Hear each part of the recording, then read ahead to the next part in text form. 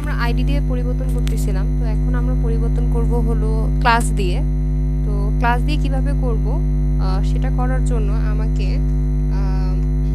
আগে আমি যেখানে আইডি লিখতাম সেই জায়গাতে আমি ক্লাস দিছি।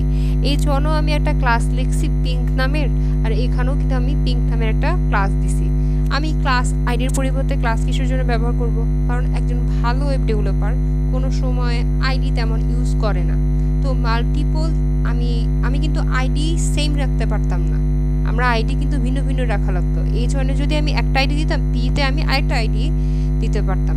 কিন্তু এই ক্ষেত্রে আমাকে অবশ্যই ক্লাস আমি সেম নাম দিয়ে, ধরেন আমি H1-এ পিং দিতে চাই, ক্লাসও আমি কি করতে চাই, পিতেও আমি কি করতে চাই, এখানে পিং রাখতে চাই।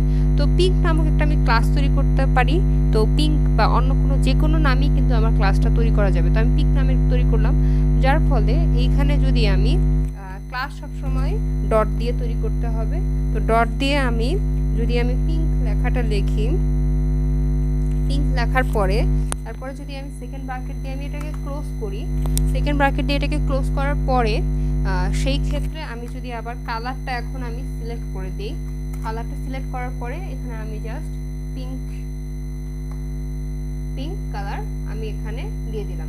তো পিঙ্ক কালার এখানে দেওয়ার পরে আমি যদি পিঙ্ক ক্লাসকে এখানে দিয়ে ডাকি, H1-এও সেম নাম ক্লাসের পিঙ্ক, পিতেও সেম নাম পিঙ্ক, তো ডাকলে সে তাদের মধ্যে আমি যাই লিখবো, এখানে লিখি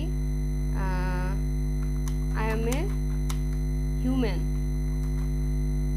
তো এখানে আমি যাই লিখি না কেন, আমার যদি একটা কালার দরকার হয় তো সেই কালারের ক্লাসটাকে আমি ডাক দিলেই কিন্তু এটা আমার সেই কালারে রূপান্তর হয়ে যাবে।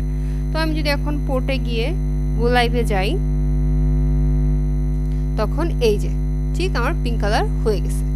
তো এইভাবে আমি ক্লাসটা ইউজ করতে পারি। ক্লাস ইউজ করার ক্ষেত্রে ফায়দা কি, ক্লাস ইউজ করার ক্ষেত্রে ফায়দা হইলো আমার আইডির ক্ষেত্রে কিন্তু H1-এ আমার ইউনিক আইডি রাখা লাগতো, পিতে ইউনিক আইডি রাখা লাগতো, মানে আইডিগুলো সেম হওয়া যাবে না, কিন্তু ক্লাসে আমি সেম নাম কিন্তু ব্যবহার করতে পারি। তো এইভাবে আমরা ক্লাস ব্যবহার করি।